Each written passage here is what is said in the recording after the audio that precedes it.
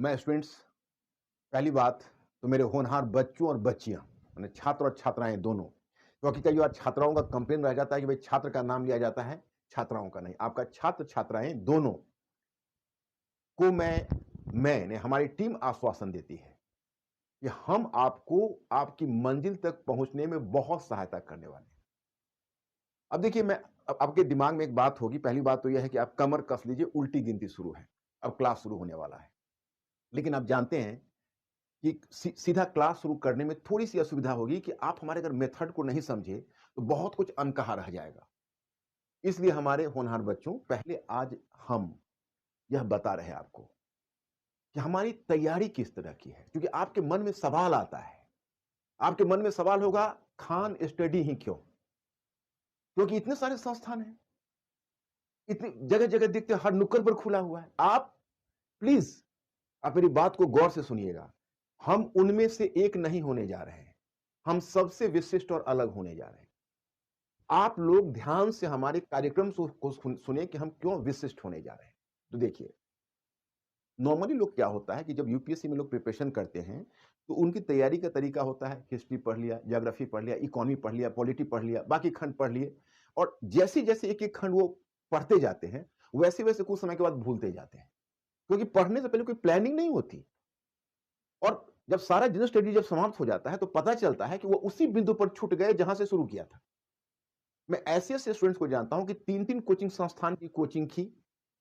अब मैं आपको बताऊं माय स्टूडेंट्स कि हम जब खान साहब से जुड़े, तो हम लोगों की पहली वार्ता यही हुई थी। कई बच्चों के मन में सवाल था, मैंने आपको पिछले वीडियो में भी ये चीज बताई थी कि हम इस संस्थान से क्यों जुड़े थे। हम इस संस्थान से इसलिए जुड़े थे, जब खान साहब ने अपनी योजना रखी कि हम इस नए मेथड को जो हम लेकर आ रहे हैं, उसको पूरे भारतवर्ष में फैलाएंगे। तो हमारा एक बहुत बड़ा सपना पूरा हुआ कि नहीं, ये स्टूडेंट्स का हम, क्योंकि मैं 2 मिनट आपको ब्रीफ करना चाहूंगा। जब भारत को आजादी मिली, तो फिर हमें गरीबी थी। तो गरीबी के कारण क्या हुआ कि जो भी हमारा रिसोर्सेस था, वो विज्ञान तकनीकी के विकास में लग गया। पंडित जवाहरलाल नेहरू को समाजशास्त्र पर बहुत अच्छी पकड़ थी। वो बहुत बड़े अ, सामाजिक विज्ञान, जिसको सोशल साइंस या मानविकी विषय कहते हैं, उसके बहुत बड़े ज्ञाता थे वो। लेकिन उनकी पूरी चिंता यही थी कि जब विज्ञान और तकनीकी का विकास होगा, तो भारतवर्ष का विकास होगा। मैं स्टूडेंट्स, हमारा सामाजिक विज्ञान नीचे दब गया। सामाजिक विज्ञान का कोई स्टैंडर्ड यूनिवर्सिटी में नहीं रह गया, बहुत ज्यादा पिछड़ गया। और इधर सिविल सर्विसेज ने अपना एग्जामिनेशन का प्रोग्राम शुरू किया।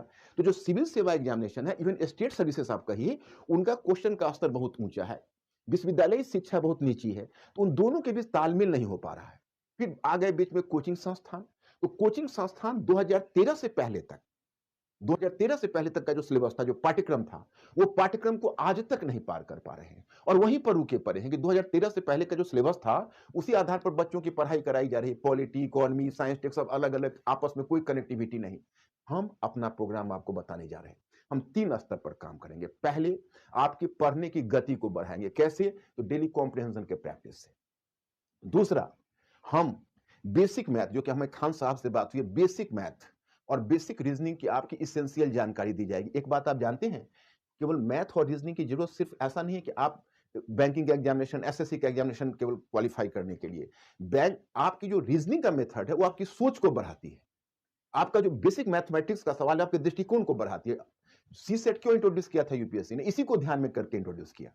फिर आपका जो कॉम्प्रिहेंशन है, कॉम्प्रिहेंशन का what is the meaning? Fast reading. Fast reading करने के बाद आप क्वेश्चन मिस कर जाते हैं। क्यों? क्योंकि क्रिटिकल आइडियाज, जो बहुत ही गहरी आइडियाज है, उसको फास्ट रीडिंग में बच्चे एसिमुलेट नहीं कर पाते हैं, क्वेश्चन गलत हो जाता है। तो पहला तो बेसिक काम हम वहां करेंगे। दूसरा, हम क्या करने जा रहे हैं आपको बता रहा हूं। देखिए, बात रह गई इतिहास की। तो हम मानकर चलते हैं कि जो हिस्ट्री है, समाजशास्त्र है, राजनीतिक शास्त्र है, अर्थशास्त्र है, ये जितने भी विषय हैं, अंतर्राष्ट्रीय संबंध है, भारत एवं विश्व है, ये सब एक दूसरे से अलग नहीं है। ये सभी एक ही थैली के चट्टे पट्टे हैं। इनका आपस में बड़ी अच्छी कनेक्टिविटी है। तो पहला काम तो जो मैं आपको हिस्ट्री पढ़ाऊंगा, वो हिस्ट्री पढ़ाने में ही आपका विजन खुल जाएगा और मैं शुरू करूंगा यहीं से। फिर हमारे कोलिग्स आएंगे, वो जहां से हम छोड़ेंगे, वहां से वो अपने पार्ट को पकड़ेंगे। जैसे हिस्ट्री है, हिस्ट्री के साथ ज्योग्राफी हम लिंक करेंगे। हम हिस्ट्री और ज्योग्राफी से अंतरराष्ट्रीय संबंध लिंक करवाएंगे। जैसे हमारे जो दूसरे कलीग हैं, आप जानते ही हैं, नाम तो खान साहब ने बताया ही हुआ है, जैसे राजेश मिश्रा जी आएंगे तो वो अंतर्राष्ट्रीय संबंध वहां से लिंक करेंगे। राजेश मिश्रा जी हमारे बहुत ही कोर ग्रुप के हैं। सचिन अरोड़ा जी आएंगे, बहुत अच्छे टीचर हैं। ज्योग्राफी में वो आएंगे, उसी तरह से इकोनॉमी में हमारे हैं। आप सबका नाम मैं क्या बताऊं, धीरे धीरे सबसे आप वाकिफ होंगे। तो क्या है कि जैसे हम जहां हिस्ट्री समाप्त करेंगे वहां से इंडिया एंड द वर्ल्ड का सिलेबस वो पकड़ लेंगे। जैसे आप मान लीजिए हमने आपको मॉडर्न हिस्ट्री पढ़ाया, मॉडर्न के बाद समकालीन भारत पढ़ाया, समकालीन भारत में आपका नेहरूवियन एरा तक आता है, 1970s तक हम छोड़ देंगे। फिर हम अंतर्राष्ट्रीय संबंध में उसके बाद उसी तरह से विश्व इतिहास में हम आपको छोड़ देंगे 2010 तक। उसके बाद आपको राजेश मिश्रा जी पकड़ लेंगे अंतर्राष्ट्रीय संबंध में। हम सचिन अरोड़ा जी के साथ बैठेंगे और हम प्लान करेंगे किस तरह से ज्योग्राफी, अंतर्राष्ट्रीय संबंध, हिस्ट्री तीनों को मिला के बच्चों को ज्ञान दिया जाए। इधर हमारा फास्ट रीडिंग का कोर्स चलता रहेगा, आपको डेली प्रैक्टिस राइटिंग का करवाते रहेंगे। अब आप ही बताइए, आप 2 साल में आईएएस क्यों नहीं बनेंगे? और अगर नहीं बनेंगे तो ये हमारे लिए चैलेंज है और ये हमारी पूरी टीम, और हम इसीलिए इस खान स्टडी सर्कल में आए हैं, क्योंकि ये जो रिसर्च सेंटर है इसमें आने का मतलब ही हमारा मकसद यही है कि खान साहब की तकनीकी और हमारी पद्धति पूरे भारत में फैले और इसके सबसे होनहार कर्णधार आप लोग होंगे।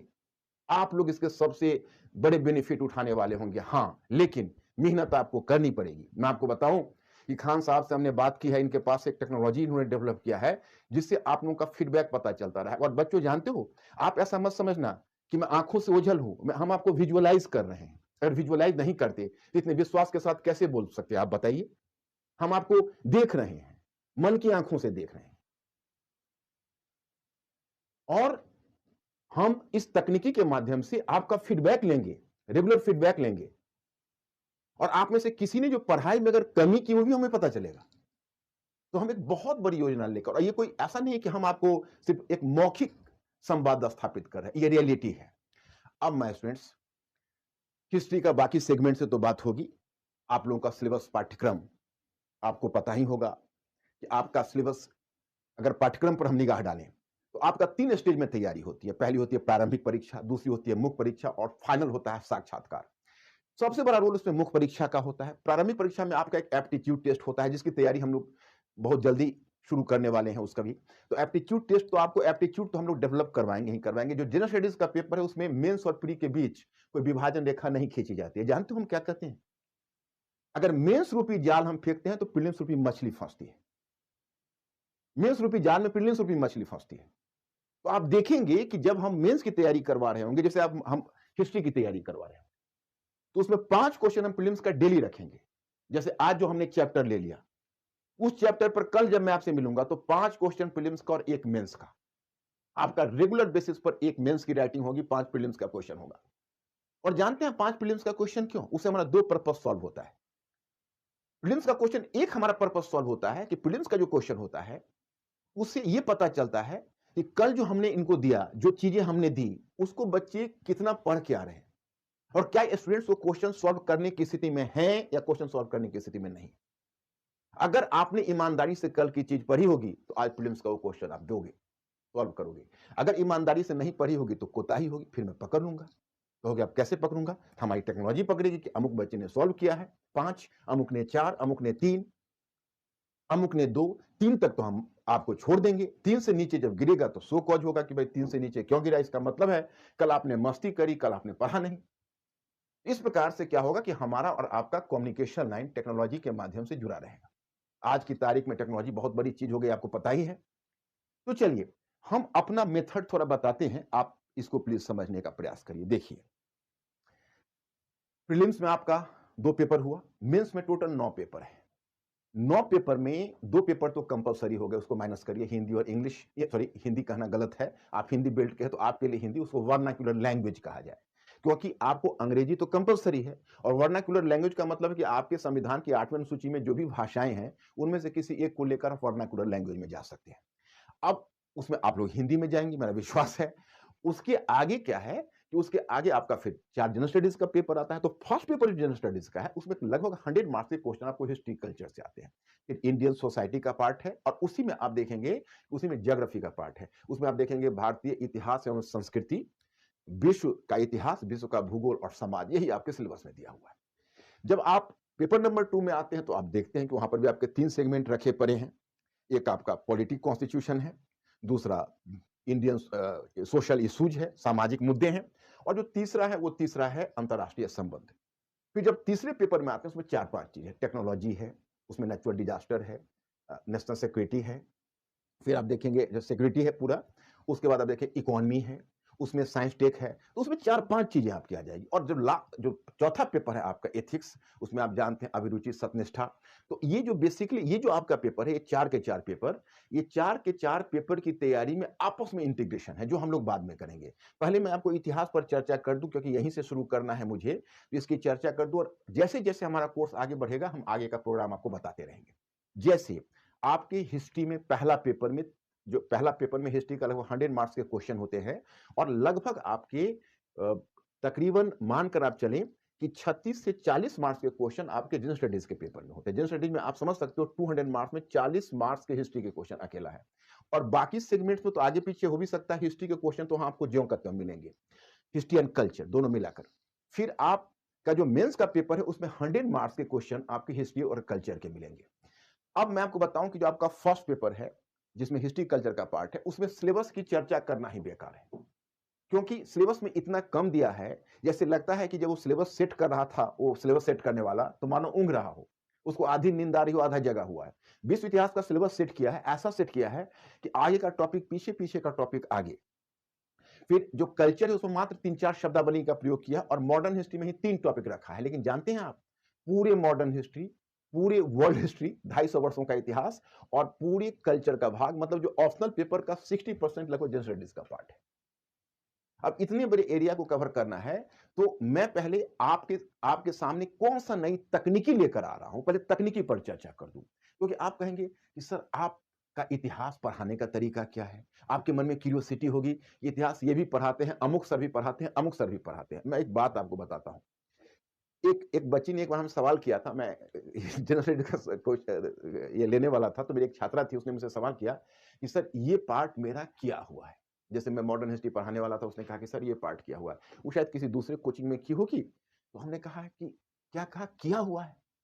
जब तुम मुझसे करोगी तो पता चलेगा कि अब तक किया हुआ नहीं है।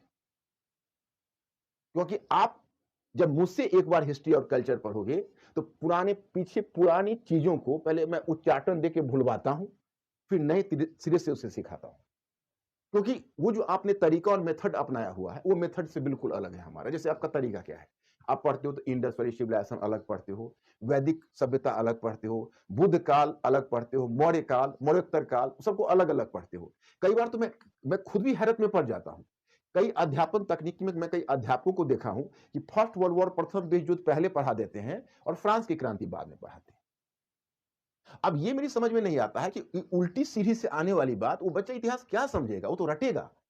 And we have to discourage rote learning. हम आपको रटवाएंगे नहीं, आपको हम सोचने वाला प्राणी बनाएंगे, to be a thinking creature.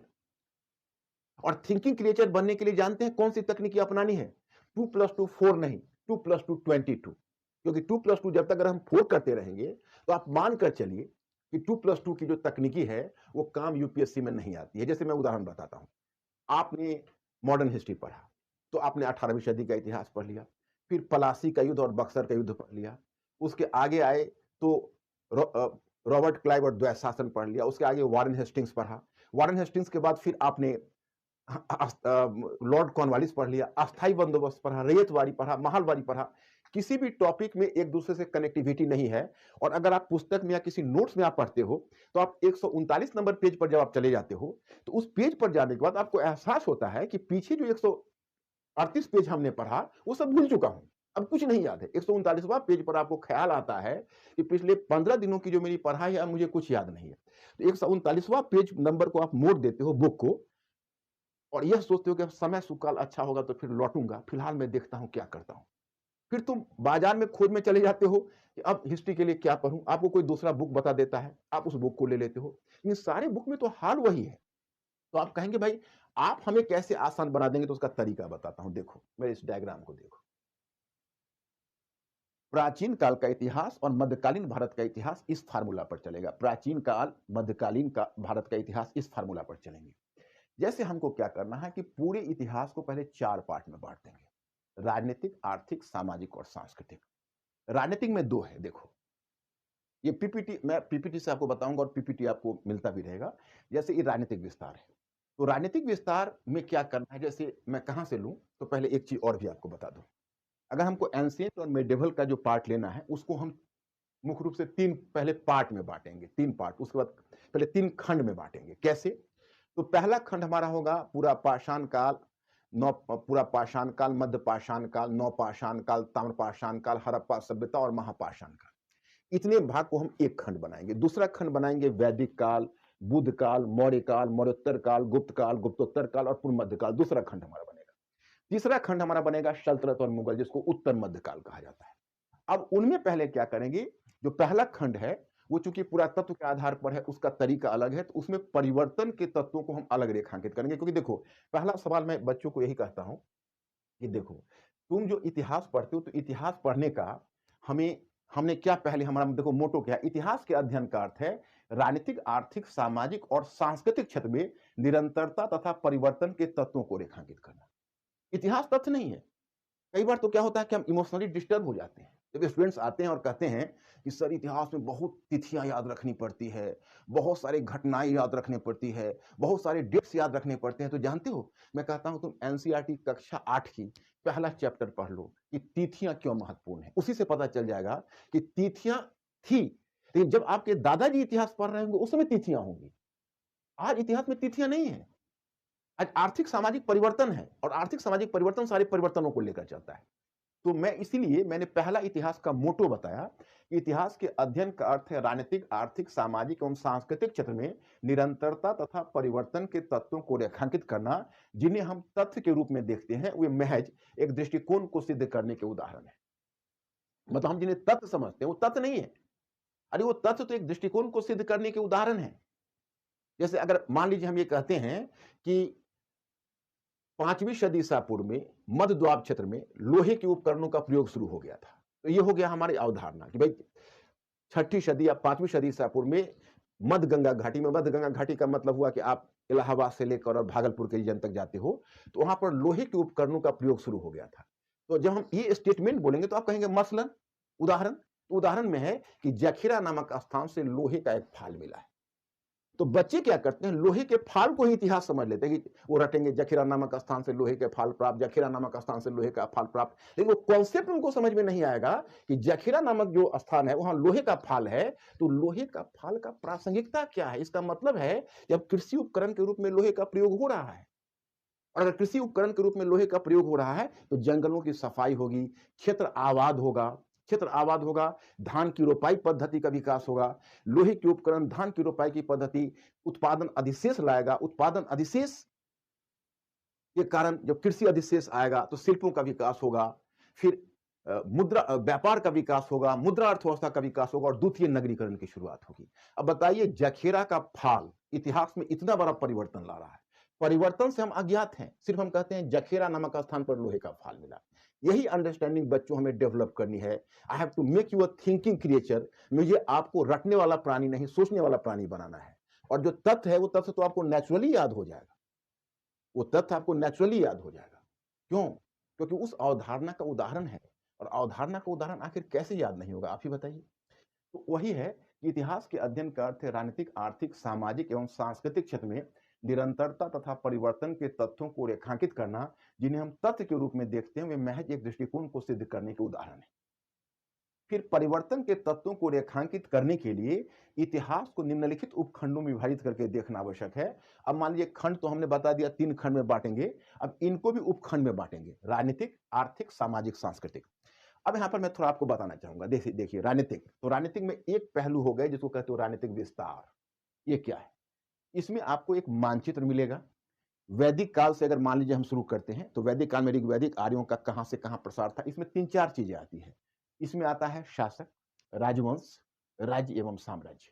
तो इसमें आपको दिखाना, ये देखना है कि कैसे वैदिक काल में ऋग्वैदिक आर्यों का विस्तार हुआ, कौन कौन से क्षेत्र थे, जब उत्तर वैदिक काल में वैदिक आर्य कैसे आगे बढ़े, फिर उत्तर वैदिक काल से मौर्य काल में कैसे बढ़े, बुद्ध काल में कैसे बढ़े। तो वैदिक काल में जो उत्तर वैदिक काल में जो वैदिक आर्य गंगा यमुना के ऊपरी द्वार में स्थापित हुए, और बुद्ध काल में चलकर महाजनपद काल में मध्य द्वार में स्थापित हो गए और फिर कैसे बुद्ध काल में 16 महाजनपदों का विकास हुआ, इन 16 महाजनपदों को पीछे छोड़ते हुए कैसे मगध साम्राज्य आगे बढ़ गया और मगध साम्राज्य ने किस प्रकार से एक बड़े साम्राज्य की स्थापना की। उसी समय उत्तर पश्चिम से पहले ईरानी आक्रमण हुआ, फिर यूनानी आक्रमण हुआ और फिर उसके बाद हम लोग मगध साम्राज्य, फिर सिकंदर लौटते हुए उत्तर पश्चिम में क्या प्रबंध किया उसको डील करते हुए तब आ जाएंगे हम लोग जैसे मौर्य काल में। मौर्य काल में आएंगे तो कैसे मौर्यों ने, चंद्रगुप्त मौर्य ने उत्तर पश्चिम से यात्रा शुरू करके पहले चरण में, फिर कैसे चंद्रगुप्त मौर्य ने धनानंद के तख्ता को पलटा, फिर कैसे चंद्रगुप्त मौर्य ने सेल्यूकस को पराजित करके सिंधु नदी से हिंदू कुश पर्वतमाला के भूभाग तक जीता। और फिर तो मैं आपको यह बताना चाहता हूं कि मौर्य काल में राज्य राजवंश साम्राज्य, फिर मौर्योत्तर काल में राज्य राजवंश साम्राज्य, गुप्त काल में, गुप्तोत्तर काल में, पूर्व मध्य काल में, तो इसमें केवल आपको राजनीतिक विस्तार, राजवंश, राज्य शासक, जीत हार, युद्ध, इसकी जानकारी आपको एक ही साथ दी जाएगी।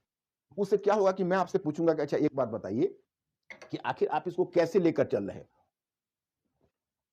तो आप तर्क देंगे कि देखिए हम इसको इस तरह से लेके चल रहे हैं और हम आपसे पूछेंगे कि ठीक है, अब वैदिक काल से हमको पूर्व मध्य काल तक कितने राजवंश आए, कितने राज्य आए, कितने साम्राज्य आए, पीटी आपकी मुट्ठी में।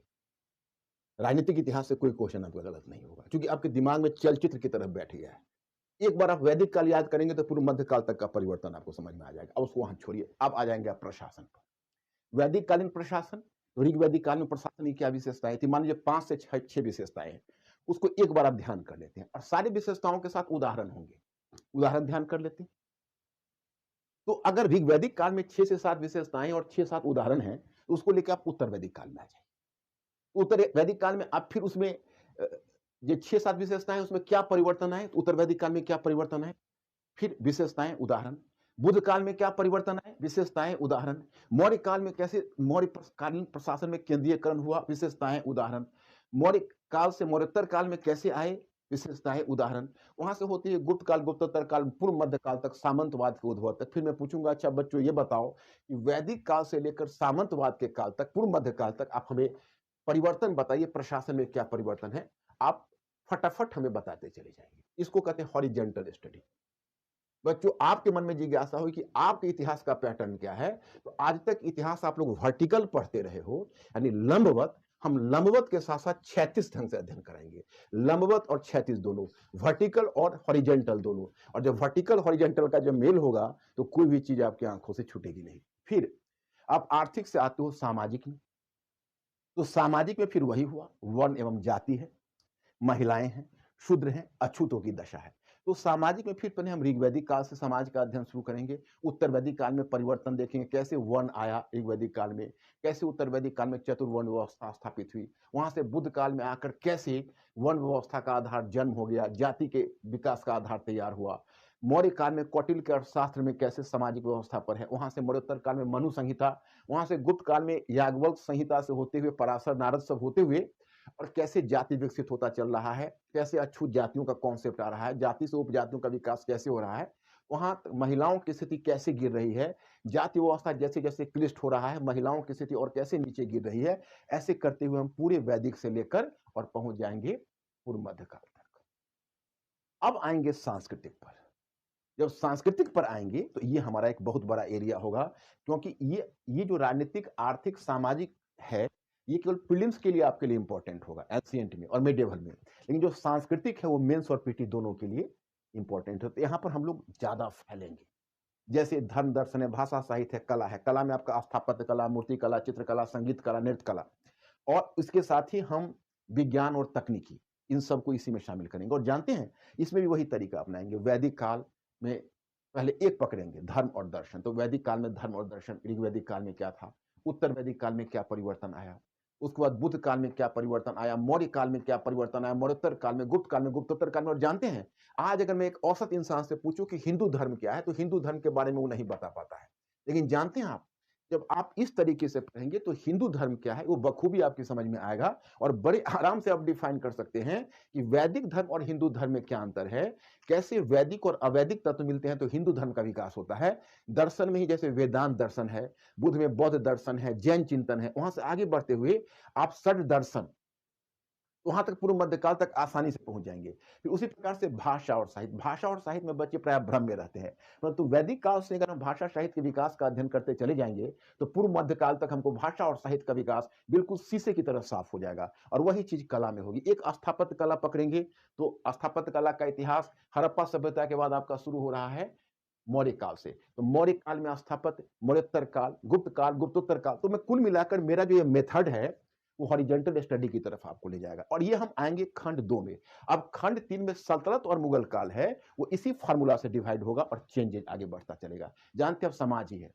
तो समाज में आपने अब तक पूर्व मध्य काल में पढ़ा, तो अब तक आपने समाज का वर्टिकल विभाजन देखा, ब्राह्मण, क्षत्रिय, वैश्य और शूद्र। जब मध्य काल में आते हैं तो आप वर्टिकल, हॉरिजॉन्टल दोनों देखते हैं, हिंदू, मुस्लिम और प्लस ब्राह्मण, क्षत्रिय, वैश्य और शूद्र। जब इस्लाम आया, इस्लाम में जाति व्यवस्था नहीं थी, इस्लाम ने यहाँ के जाति व्यवस्था को कड़ी चुनौती दी। लेकिन आश्चर्यजनक बात यह रही कि इस्लाम जाति व्यवस्था को मिटा नहीं पाया, परंतु जाति व्यवस्था के प्रभाव में इस्लाम में ही जाति व्यवस्था हो गई।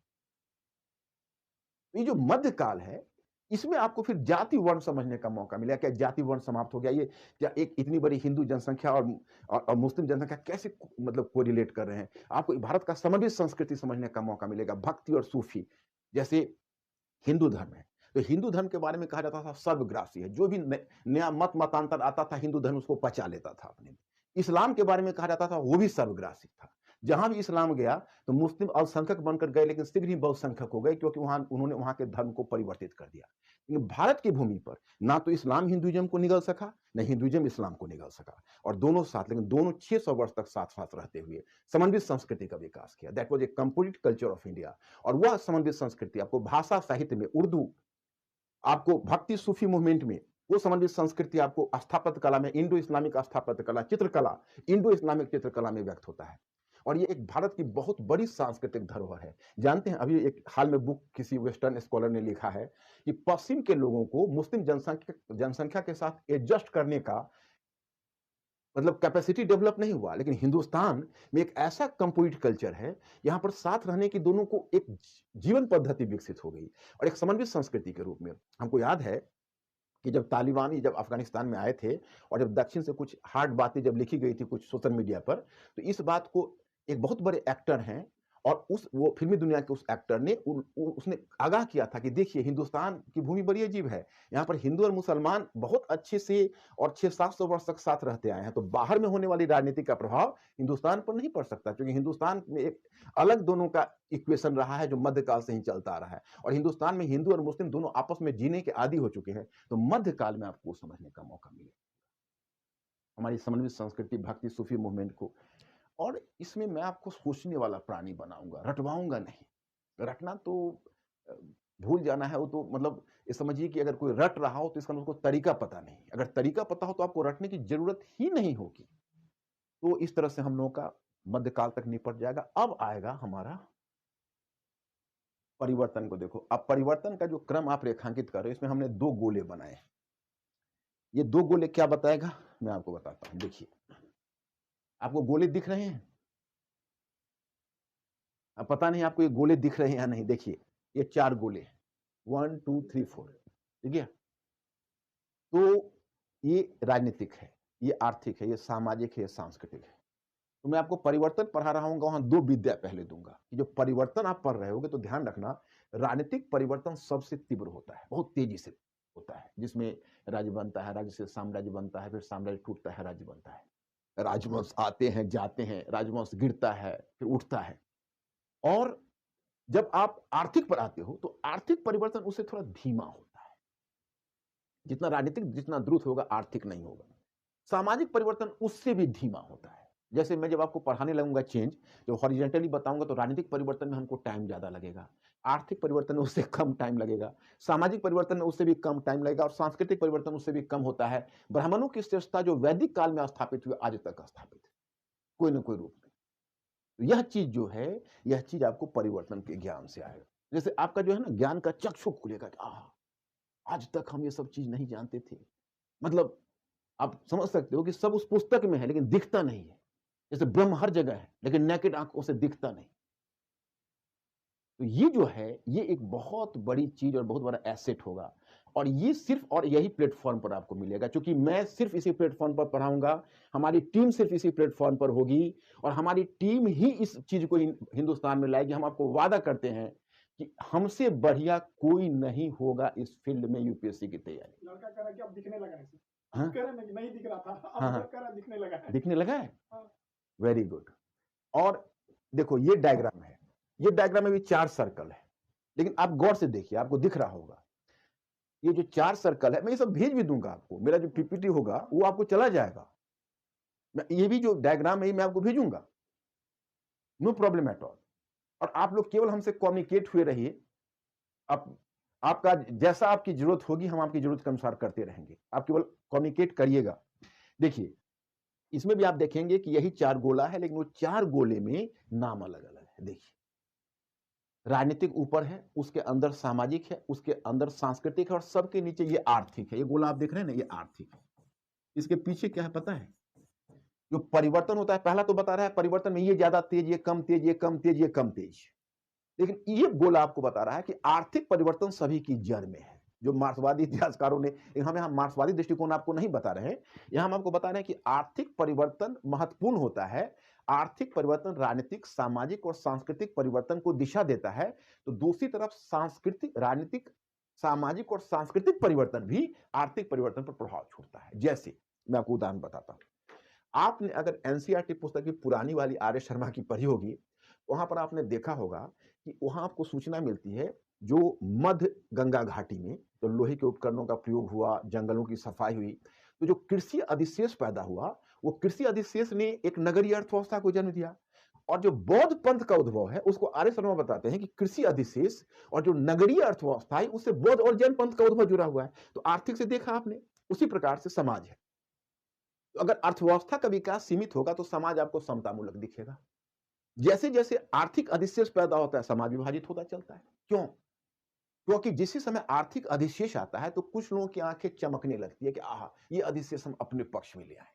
तो जो लोग उस अधिशेष को अपने पक्ष में लाने का प्रयत्न करते हैं, वो उसको एप्रोप्रिएट अपने तरीके से करने की कोशिश करते हैं, उस पर कब्जा करते हैं और वो अपना एकाधिकार उस पर स्थापित कर लेते हैं, तो समाज में विभाजन हो जाता है। तो ये सबकी जड़ में ये है। लेकिन अगर एक बार यह आता है तो यह भी इसको प्रभावित करता है। जैसे राजनीतिक कारक में क्या बौद्ध पंथ को राजाओं ने समर्थन नहीं दिया? क्या उस समय के व्यापारी वर्ग का समर्थन उसे नहीं मिला? तो वो राजनीतिक आर्थिक कारक है जो बुद्धिज्म को प्रभावित कर रहा है। व्यापारी वर्ग के समर्थन से बौद्ध धर्म के स्वरूप में परिवर्तन हुआ, तो वो बौद्ध पंथ को भी उससे सुविधा मिल रही है। तो हम आपको यह बताना चाहते हैं कि एक दूसरे का सभी पूरक है। ये परिवर्तन पहला बताता है कि एक परिवर्तन पहले हुआ, वो धीमा है, ये इससे धीमा है और ये इससे भी धीमा है। ये बताता है कि आर्थिक परिवर्तन सारे परिवर्तनों के मूल में है, लेकिन राजनीतिक, सामाजिक और सांस्कृतिक परिवर्तन भी आर्थिक परिवर्तन का रास्ता तैयार करता है। अगर बौद्ध पंथ आया तो उसने व्यापार को बढ़ाया, बौद्ध धर्म ने कृषि अर्थव्यवस्था को प्रोत्साहन दिया, बौद्ध पंथ ने व्यापार को प्रोत्साहन दिया और कृषि अर्थव्यवस्था और व्यापार ने बौद्ध पंथ को जन्म दिया था। तो दोनों एक दूसरे का पूरक है। ये चीज आप समझ जाओगे और ये समझ गए तो आप मानकर चलिए कि अब थोड़ा सा हम खान साहब से आपको मिलवाते हैं, क्योंकि अब मैं ही मिलवा रहा हूं, क्योंकि फॉर टाइम भी इन्होंने प्लेटफॉर्म हमें दे दिया है कि नहीं? तो सर देखिए, आप सारे लोगों से एक चीज कहते हैं ना, अब आपको ना इतिहास को उस गहराई से पढ़ेंगे ना कि एकदम अचंभित होगा, अरे बाप रे ये क्या हो गया यहाँ पे। अब तक आपको ये सभी चीजें नहीं देखने को मिली। देखिए सर ने किसने आसानी से बता दिया कि राजनीतिक चेंजिंग एकदम आसानी से हो जाता है। अब देखिए राजनीति तुरंत बदल जाती है पूरे विश्व में। डोनाल्ड ट्रंप की जगह बाइडेन आए, फटाक से चेंज हो गया। आर्थिक क्रिया भी चेंज हो जाती है। कोरोना से पहले की आर्थिक क्रियाकलाप और कोरोना के बाद का डिजिटलाइजेशन बहुत तेजी से हुआ। पहले कैश का लेन देन काफी तेजी से, सामाजिक चीजें बहुत धीमी रहेंगी, अलग अलग चीजों का, जैसे सर ने बताया ये टाइप की ये सारी चीजें आपको हर जगह आपको मिलेगी। और हम आप सबसे एक चीज कहेंगे, देखिए हम सबकी यही दिली इच्छा है, आप स्टूडेंट के लड़कों को तो सर क्या कहा जाएगा, तो मैं परेशान की कि कब। अब सर देखिए, सर खुद ही आपको टाइमिंग बताएंगे और डेट बताएंगे आज।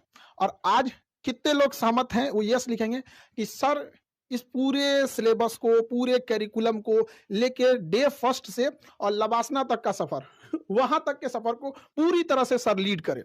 कितने लोग हैं वो यस लिखेंगे। जितने लोग कहेंगे यस, हम लोग आज ही जिम्मेदारी सौंप के जाते हैं। सर हाँ, ये मैंने देखिए मेरे लिए बहुत जवाब मैं तो अपनी तरफ से प्यार भी करूँगा यार येस लिख देना ज़रूर, क्योंकि मेरी दिली इच्छा है कि नहीं? ये मेरी दिली इच्छा है और ये दिली इच्छा ये है कि मैं इसका सफ़र तय करूँ और हम इस परिवर्तन के वाहक बने। ये खान साहब का एफ़र्ट और हमारा एफ़र्ट जब दोनों एफ़र्ट मिल जाएगा, तो इसमें ये परिवर्तन होना ही है और जब तक आप सफल नहीं होंगे, हमें चैन नहीं आएगा। और ये तो मैं तुमको केवल हिस्ट्री का मेथड बता रहा हूँ, बट माय स्टूडेंट्स आपको मैं बताऊं मेरी यात्रा यही तक नहीं है, ये हिस्ट्री है। अब हिस्ट्री से हम दूसरे और दूसरा जो जीएस का सेगमेंट है उसको लिंक करेंगे और आपके करंट के लिए हम एक व्यवस्था करेंगे उस करंट का नाम क्या होगा पता है? वो खान साहब की जी में होगा, क्योंकि खान साहब को भी हम बिजी करेंगे। ये बहुत इनको फ्री नहीं रहने देंगे, इनमें बहुत एनर्जी है, बहुत एनर्जी है, इसका इस्तेमाल करना है। खान साहब जैसे कि हम एक प्रोग्राम लाएंगे खान साहब जिसका नाम होगा जीएस दिस वीक, उसका हम डिजाइनिंग करेंगे। जीएस दिस वीक में क्या होगा कि आपका जो भी चीजें हैं वो चीजें क्या है कि आप जैसे आप जनरल स्टडीज में जैसे आप काम करते हो, तो क्या होता है कि लोग करंट के नाम पर बहुत पढ़ लेते हैं और बेकार पढ़ लेते हैं। ये चीज क्या ये है ना? सबसे बड़ी प्रॉब्लम ये है। बहुत प्रॉब्लम है। जानते हो मैं एक क्या बात आपको बताना चाहूंगा, मैं आपको सिखाऊंगा कम से कम कितना पढ़ा जाए। यार हमको फैक्ट से बचाओ, पुस्तक से बचाओ। मतलब हम खुद परेशान रहे, हमारी पूरा आंदोलन इसी पर होगा। फैक्ट से बचाओ, पुस्तक से बचाओ, कम से कम पढ़वाओ और ज्यादा से ज्यादा सोचवाओ और लिखवाओ।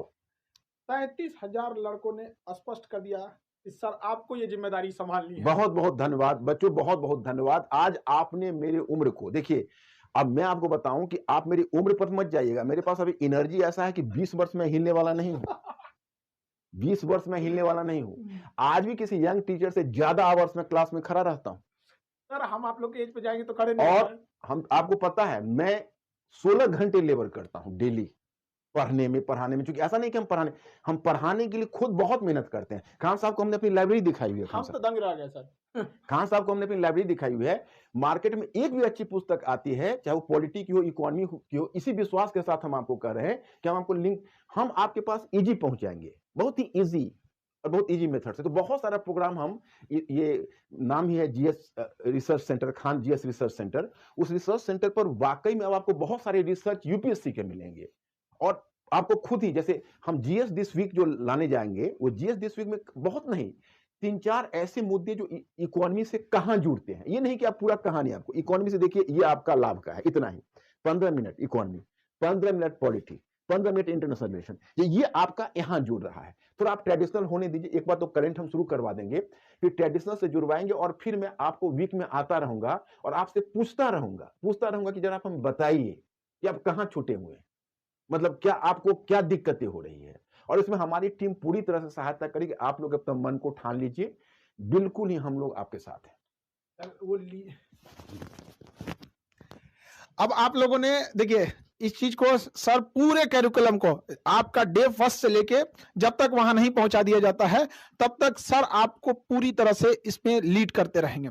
कहीं से भी जैसे मंडे टू सैटरडे तो सर अपना, इसके अलावा सर ने कहा कि हम लोग वीक में एक दिन इसको डिसाइड करेंगे। यानी अब इतना हम आपको पहले दिन में बताए थे कि सर के उस पे नहीं जाना है। जितना सर की उम्र के हम लोग जाएंगे तो पता नहीं सर इतना मेहनत तो नहीं होने वाला। अभी हम प्रेडिक्ट कर देते आप कर दीजिए, आप भी मानव नहीं महामानव हैं। नहीं हम लोग से नहीं होने वाला सर इतना। आप भी महामानव हैं। सर जिस उम्र में उस उम्र में हम लोग से नहीं हो पाएगा, ये रियलिटी है। आप हम सर की लाइब्रेरी में के दंग रह गए हम यहाँ पे। आप लोग कह रहे हैं एनसीईआरटी एनसीईआरटी, अरे एनसीईआरटी ये सब चीजें ना निचोड़ मिलेंगी आपको, फिर आपको वो छोटा लगने लगेगा। और सर मैंने एनसीईआरटी के लिए आपको तो टेंशन ही नहीं लेना, आपको बताते ना, एक विश्वास रखिए। इतना तो है कि कश्मीर से कन्याकुमारी तक के लड़कों को विश्वास है कि खान सर जो बोल रहे हैं उसमें तनिक भी संदेह नहीं है। और हम जब बोल रहे हैं कि अब सर को ढूंढने में कितना टाइम लगा, अब आपको समझ में आ रहा है। अब लड़कों को कह रहे हैं सर आपको अब समझ में आ रहा है देर कैसे हो रहा था यहाँ पे, अब समझ में आ रहा है ना आप लोग को। तो अब ये सर की पूरी तरह से लीड में रहेंगे आप लोग, सर लीड करेंगे इस चीज को। और सर को एकदम हम आपको शुरू में ही बताया था, संडे के दिन भी आपको एकदम तरीके से निचोड़ लिया जाएगा आपको, और नए ढंग से करंट से लेके हर एक चीजों को बिल्कुल नए ढंग से नए अंदाज से होगा। इस चीज को समझ में आएगी नहीं आ गया तो अब बेहतरीन ढंग से अब नए नए चीजों। अच्छा सर ये सारी चीजें आप लोग को एप्लीकेशन में प्रोवाइड करा दी जाएगी, आपको कोई प्रॉब्लम नहीं आएगा। ठीक है, जैसे जैसे क्लासेस चलेंगे उसके पीडीएफ रहेंगे। जो भी क्लासेस जो पीपीटी रहेंगे सर यहाँ बताएँगे, ये भी दे दिया जाएगा, उसका अलग सेक्शन रहेगा। आपके पढ़ने के लिए नोट्स अलग रहेगा। इसमें क्या है ना कि रिवीजन बहुत जल्दी हो जाएगा सर लड़कों का। बिल्कुल। बिल्कुल लेकिन पढ़ने के लिए वो भी रहेगा। तो अब सर अब रेगुलर आप कब से कर देते हैं और टाइम बता दीजिए लड़कों का। अब हम चूँकि हम आप ही देखिए एक हम ऐसा आपसे का क्लास स्टार्ट करने के लिए बेकरार हैं। मैं खान साहब के पास 3 बार कह चुका कि आप जल्दी शुरू करवाइए और फिर पता चला कि बच्चे लोगों में भी बेचैनी है, तो हम एक काम करते हैं, पहले मुझे आप लोगों की सहमति चाहिए। आप लोगों का बनता है 3 सेगमेंट, खान साहब। हुँ, एक सेगमेंट बनता है इनका एंशिएंट मिडिवल एंड कल्चर, हुँ, दूसरा सेगमेंट बनता है मॉडर्न हिस्ट्री। मॉडर्न हिस्ट्री का वेटेज ज़्यादा रहता है हुँ, और तीसरा सेगमेंट बनता है, वो है वर्ल्ड हिस्ट्री, वर्ल्ड विश्व इतिहास। हुँ, तो आप लोग ज़रा-सा एक काम हमारा आसान और कर दीजिए, खान साहब को सूचना मिल जाएगी, हमको सूचित कर देंगे। आप लोग अपना मंतव्य दीजिए, आप किसमें मॉडर्न हिस्ट्री मुझे लगता है कि आप पहले ज़्यादा हुँ, जुड़ाव महसूस करेंगे। हुँ, तो आप कहें तो देखिए मॉडर्न हिस्ट्री के लिए मेरा डायग्राम है, ये मैं आपको बताता हूँ। मैं बिना डायग्राम के ये देखिए उसको 4 खंड में बाँटा है, हिस्ट्री ऑफ 18th सेंचुरी देखिए। हिस्ट्री ऑफ 18th सेंचुरी में पहला हाफ होगा मुगल साम्राज्य का विघटन, उसके कर्व पर छोटे-छोटे राज्य। तो पहले आपको दिखाऊँगा कि मिलिए इनसे प्रणाम साम्राज्य से विघटित हो गया, इनका डेड बॉडी है, तो आप कहेंगे डेड बॉडी देख के क्या करेंगे? तो हम पीछे से थोड़ा बैकग्राउंड आपको बता देंगे ताकि डेड बॉडी से आपको परेशानी ना हो क्योंकि इसके कब्र पर छोटे-छोटे रह जाएँगे। और फिर वहाँ देखेंगे, थोड़ा-सा इतिहास लेखन की समझ भी आपको डेवलप करेंगे क्योंकि आपको सोचने वाला प्राणी बनाना है। देखो, आप लोग क्वेश्चन पेपर तो देखते होगे, नहीं देखोगे तो मैं आपको दिखवाऊँगा, आप घबराओ मत। आप हमको 6 महीने का टाइम दो, 6 महीने में अगर आपका व्यक्तित्व ना बदल गया, आपकी तैयारी अगर ना और अगर आप अपने जीवन में एक बहुत बड़ा बदलाव नहीं महसूस किया, तो मैं पढ़ाना छोड़ दूँगा। ये मैं आपको कहता हूँ। आज खान साहब के प्लेटफ़ॉर्म से। अगर 6 महीने में हुँ, आप अपने आप को नहीं बदल लिया, हालाँकि देखिए आपका ये पूरा ड्यूरेशन चलेगा लंबा, 6 महीने में आपकी पूरी तैयारी यूपीएससी की होगी नहीं। इन 6 महीने में आपको एक बहुत बड़ा बदलाव अपने आप में आप महसूस करोगे, ये हम वादा करते हैं। ये तो पहले क्लास से महसूस करने लगे सर। हाँ, मॉडर्न ये बोल रहे हैं मॉडर्न। हाँ, ये मॉडर्न बोल रहे हैं? हाँ, हाँ, तो ठीक है मॉडर्न से करेंगे। तो ये 18वीं सदी का पूर्वार्ध में मुगल साम्राज्य का पतन और वो उन राज्यों की स्थापना, उत्तराधिकारी राज्यों की, उसके बाद हम लोग एक डिबेट डिस्कस करेंगे। यार इसको हम क्या माने? अंधकार का युग माने या नई संभावनाओं का युग माने? क्योंकि इस पर भी क्वेश्चन कोई हो सकता है अंधकार के युग पर पूछ दे, कोई नई संभावनाओं के युग पर। और आप लोगों का क्वेश्चन में शब्दावली होता है, पूछल आप देखते हो, विवेचन कीजिए, आलोचनात्मक परीक्षण कीजिए, समीक्षा कीजिए। तो वो सब मैं आपको बिल्कुल ही साथ आपको राइटिंग में ट्रेन करता चलूँगा। फिर आएगा 18वीं सदी का उत्तरार्ध। इसमें कैसे यूरोप में बदलाव आया, यूरोप से किन परिस्थितियों में कंपनी आई और कैसे वो कंपनी धीरे-धीरे व्यापारिक से राजनीतिक की तरफ बढ़ी और कैसे वो अपने आप को राजनीतिक शक्ति में ढाल लिया। तो पलासी और बक्सर पर सीधे हम नहीं आएँगे, हम एक बड़े यूरोप के बदलाव के साथ आपको वहाँ जोड़ेंगे।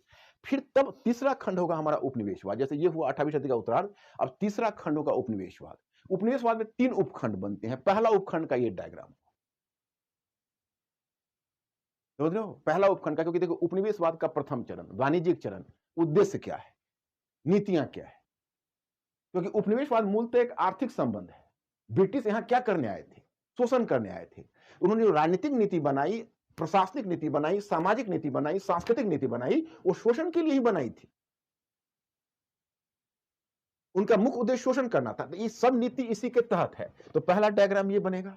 दूसरा डायग्राम आपका औद्योगिक चरण का बनेगा 1813 से 1858। तीसरा डायग्राम आपका वित्तीय चरण का बनेगा मॉडर्न में। ये राष्ट्रवाद का डायग्राम बनेगा। ये स्वतंत्रोत्तर भारत का डायग्राम बनेगा। तब लड़कों को दे दिया जाएगा। मतलब हर चीज प्लान्ड है। आपको एक भी जो स्लिप मिलेगा उसका मकसद होगा कि क्या दिया जाए, कितना दिया जाए। आपको 2 काम करना है जो मैं धीरे-धीरे ट्रेन कर दूंगा। सोचने वाला प्राणी बनना है और बौद्धिक जुगाली करनी है। इंटेलेक्चुअल फर्मेंटेशन, ये मेरा टर्म आप जानते ही हो।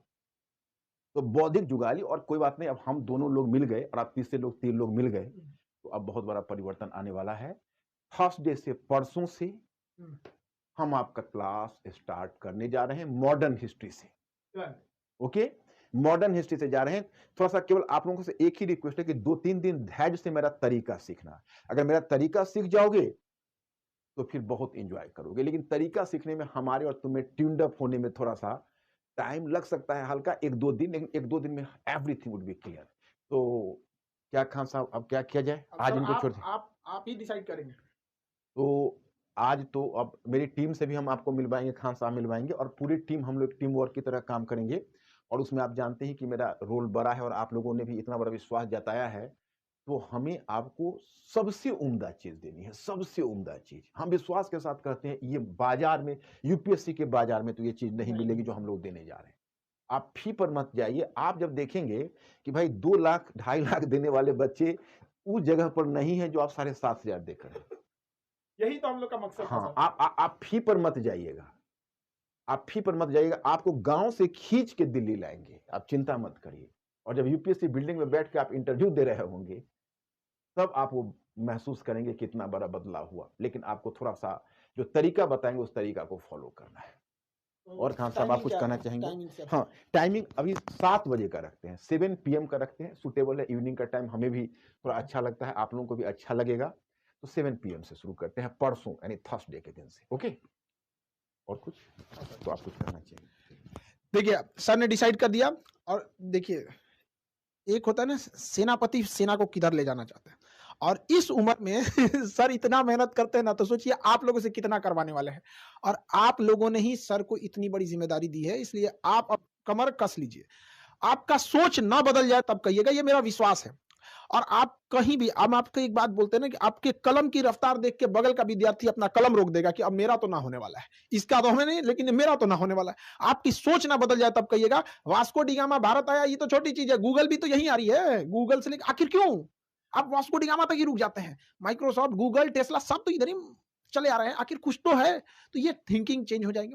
तो हम एक चीज जो है हिस्ट्री की, सर का जो है ओवरऑल सर आपको बताते चलेंगे कैसे कैसे चीजों को लेना है, पूरी तरह से आप लोगों को गाइड करते रहेंगे सर, हर जगह पे आपको, हर फील्ड में, हर सब्जेक्ट में आपको कहाँ कैसे सुधार की जरूरत है। और जिन लड़कों को अलग से जरूरत पड़ेगी उन लोग को भी बता दीजिएगा, वो ऑटोमेशन इतना तेज, आप कितने सिंसियर है पता चल जाएगा, उसकी टेंशन नहीं है। कल थर्सडे, परसों है थर्सडे, थर्सडे से 7 बजे से सर की हिस्ट्री की क्लास रेगुलर रहेगी। देखिए, यूपीएससी की क्लास थोड़ी लंबी रहती है और सर को क्लास लेने लगते हैं तो उसी में खो जाते हैं आपको, क्योंकि ना सुबह में भी कुछ क्लासेज रहेंगी सर, कुछ दोपहर में, कुछ शाम में, एक बार कंटिन्यूअस करने में ना आप रिवाइज नहीं कर पाते हैं। एक लड़की बोल रही थी कि सर हमको दूसरे के यहाँ काम करने जाना पड़ता है, 7 बजे वाले बैच में हमको वहाँ जाके काम करना पड़ता है। अच्छा, अच्छा। मतलब वो किसी यहाँ जाके, मतलब वो उनके बच्चों को देख रेख करना वहाँ पे, वो सोचिए क्या वो लोग इससे पहले आ सकते थे? नहीं आ सकते थे सर यहाँ। ये चीज को ऐसा दिल झकझोर देता है कि नहीं। और ये लोग जब बैठेंगे जिला के कमांड पे ना, तो रूट लेवल पे चेंज करेंगे। तो कुछ मजबूरियां सर, ऑनलाइन में तो कोई दिक्कत नहीं, आपका मन है तो आप रात में भी देख सकते हैं, सोने के टाइम में भी देख सकते हैं, कोई बाउंडेशन नहीं है, दिन भर देखते रहिए, जितना कोई बाउंड, ईमानदारी से आप पढ़िए, आपको कोई दिक्कत नहीं आएगा। सर सीसेट के बारे में, कॉम्प्रिहेंसिव को कैसे लिखना है, फास्ट रीडिंग में कैसे बढ़ते रहना है और कुछ छूटे नहीं, सीसेट की सबसे बड़ी रोज करना। एक कॉम्प्रिहेंशन इनको दिया जाएगा। हाँ। रोज आप लोगों को कॉम्प्रिहेंशन, जैसे लोग सांस लेते हैं ना, उस तरह से कॉम्प्रिहेंशन सॉल्व करना है। मैं आपको बता दूंगा, जैसे न्यूज़पेपर का संपादकीय आप पढ़ेंगे, उसका भी कॉम्प्रिहेंशन आप बनाएंगे। 2 फायदे होंगे, एक तो फास्ट रीडिंग आपकी होगी, दूसरा उससे आप एक और भी काम करेंगे, उससे आपका क्वेश्चन, जैसे आप कॉम्प्रिहेंशन पढ़ेंगे और उसमें 2-3 क्वेश्चन आप ही को कहेंगे, आप क्वेश्चन फॉर्म करिए आप अपना न्यूज़पेपर में, और हम आपको एक पीस कॉम्प्रिहेंशन डेली भिजवाएंगे और डेली आप लोगों को सॉल्व करके देना है। और हमारा जो R&D, हमारे पीछे एक बहुत बड़ा R&D रहेगा। हाँ, उन लोग को दिखा कितने देंगे। लोगों का है खान साहब? 117 117-18 लोगों का है, और उसको हम सबको काम अलॉट किए रहेंगे। मतलब हम पूरी तरह से इस बात के लिए केवल आप लोगों को अपनी मेहनत करनी है, उसमें आपको कोई, हम ऐसा नहीं कि दबाव ज़्यादा देंगे, आपको खुद मज़ा आएगा। मुझे ऐसा विश्वास है कि आपको मज़ा आएगा, आप उसको एन्जॉय करोगे, मतलब आपको हम बर्डन नहीं होने देंगे, ये हम वादा करते हैं। लेकिन हाँ, आवर्स आपको खुद उत्साह होगा कि इतने आवर्स हम दें, इतने आवर्स पढ़ें, ये खुद आपको उत्साह मिलेगा। ऐसा आपको अंदर से प्रेरणा मिलेगी कि हमें करना है। और जब हम लोगों की मेहनत करते देखोगे, तुम्हें लगेगा जब मेरे शिक्षक इतनी मेहनत कर रहे हैं, तो हम क्यों नहीं मेहनत करें? आपको अंदर से प्रेरणा मिलेगी। और हम जानते हैं बच्चे, आप प्यासे पंछी हो, पानी मिलेगा तो आप पियोगे ही, क्या? एकदम सर, हैं? एकदम। तब अब हमें कि बहुत रिलीफ हो रहा है। हम जो सपना था हमारा कि आप लोग को बेस्ट दिया जाए, एक चीज़ तो आप हम अब नहीं बताना पड़ेगा, लड़कों को विश्वास हो गया कि लेट क्यों हो रहा था। अच्छा, जब आपसे वो जब देखे लोग ना फर्स्ट क्लास को, दंग रह गए, आप लोग की थिंकिंग बदल गई। कैसे चीज़ें समाज चेंज हो जाती है, कैसे इंटर रिलीजन कैसे चेंज हो रहा, कैसे एक समाज दूसरे समाज में ओवरलैप कर रहा है। यूरोपियों की क्या गलती थी, एकदम थिंकिंग चेंज हो जाएगा। अच्छा, अब खान साहब एक बात मैं इनको बताना चाहूँगा। अभी मैं एक कहावत अपने बच्चों को कहता हूँ मेरा, कि अभी आपकी खिड़की बंद है और घूंघट ढका हुआ है। जब घूंघट हटेगा और खिड़की खुलेगी, तो इतनी दुनिया हसीन आएगी। जैसे देखिए, अभी आपने यहाँ देखा, तो अब कंटेम्प्रेरी हिस्ट्री में हम नेहरू के आगे तक छोड़ देंगे। उसके बाद राजेश मिश्रा जी पकड़ लेंगे, वहाँ से हम उनसे लिंक हो जाएंगे। उनको राजेश मिश्रा जी आपको पकड़ लेंगे, इंडिया एंड द वर्ल्ड का। तो अब नेबरहुड का इंडिया का क्या रिलेशनशिप है? जैसे अब अंतर्राष्ट्रीय संबंध में हम आपको 2000 ईस्वी 2010 तक कर देंगे, वहाँ से राजेश मिश्रा जी पकड़ लेंगे। तो आपको ये जानकर अच्छा, जैसे पश्चिम एशिया है, अरब क्षेत्र है, आज फिलिस्तीनी इजराइल प्रॉब्लम आप पढ़ते हो, उसका कहाँ से ओरिजिन हुआ, वो तो आप साथ साथ बनते देखोगे, आप उसके चश्मदीद गवाह होगे। आप कोई भी चीज पकड़ोगे, मैं कहूँगा अच्छा चीज नॉर्थ ईस्ट का प्रॉब्लम बताओ, कब से शुरू हुआ और कब तक है? तो नॉर्थ ईस्ट जब से इंडिया का पार्ट हुआ तब से लेके आज तक का प्रॉब्लम है। इस तरह से तुम्हारी समझ विकसित करवाएंगे बच्चों। बहुत सारा ये चीजें, और सर डिसाइड करते जाएंगे कैसे कैसे कहाँ से आप लोग को छोड़ना है। आप समझे ना यहाँ पे कि अभी हम लोग को एक ऐसे मिल जाता है कि इजराइल फिलिस्तीन का मामला, लेकिन जब वो हिस्ट्री में जब वो बिगिनिंग हो रहा होगा कि कब नींव रखी, इजराइल के पैदा होने के 40 साल पहले जो भूमिका रची जा रही थी, आखिर इजराइल को वहीं ले आके क्यों बसाया गया, और वो मिडिल ईस्ट को एक तरह से लगाम बना दिया। अमेरिका और यूरोप का मतलब कहने को वहां इजराइल है, मिडिल ईस्ट को इजराइल के थ्रू अमेरिका कंट्रोल करता है, पूरी मिडिल ईस्ट को। जरा जाके देखें ये रसिया के सेक्टर में, अगले दिन इजराइल बोलता है हमारी नक्शा मतलब बाउंड्री ऑफिशियल नहीं है, बढ़ रही है। तो इस तरह का एग्रेशन, तो आप दुनिया को बनते देखेंगे, फिर आप ये जो छोटी चीजें आपके कंसेप्ट में, इस चीज को उबर जाएंगे आप लोग। तो अब कल आप लोग को और ब्रीफ किया जाएगा, और राजेश उनसे उनसे वन टू वन करा देंगे एक बार, राजेश मिश्रा सर से पॉलिटी के लिए। और ट्यूनिंग देखिए सर कहाँ छोड़ेंगे, वहां कौन टीचर तुरंत पकड़ लेगा, ये चीजें बहुत जरूरी है, यही चीज कमी है। एक लड़का शिकायत कर रहा था कि सर हम 8-10 पे आने वाले थे, और आप 10 मिनट पहले आ गए, हमारा 10 मिनट जो छूट गया उसका क्या होगा? आ जाएंगे पीछे, लेकिन उसका क्या नाम को लाइव में जाना था। अब ये तो चीज, ये हो गया आपका जुनून। अब आप लोग को कल हम पॉलिटी वाले सर से मिला देंगे, इंटरनेशनल रिलेशन, IR वगैरह चीजों को, फिर ज्योग्राफी हम आपको कंडक्ट करेंगे, फिर ज्योग्राफी में कोई प्रॉब्लम नहीं आने देंगे, बंद आंखों से दुनिया देखना सिखा देंगे। वैसे भी सर नक्शा में जब पढ़ाते हैं ना, एटलस अपना पूरी तरह से आ गया है, एटलस भी बहुत महंगा था, हम लोग 90 रुपए में एटलस ला दिया है। तो अब आप लोग को कोई दिक्कत नहीं आएगा। अब हम प्रोसीड करते हैं आगे। अब पर डे रेगुलर परसों से यानी थर्सडे से 7 बजे से आपकी हिस्ट्री की क्लास होती रहेगी। और सर जैसा कि हैं कंप्रीहेंशन, फास्ट रीडिंग सीखना, सीसेट को साथ साथ चलते रहना। मेंस वह जाल है जिसमें पीटी नाम की मछली फंस के निकली है, ये सबसे बड़ी चीज है। ठीक है, तो उम्मीद करते हैं आप सब क्लास को एंजॉय किए होंगे। अब हम लोग एक नए इतिहास को रचने के लिए आगे बढ़ते हैं। समझ में आ गया? ओके, जय हिंद।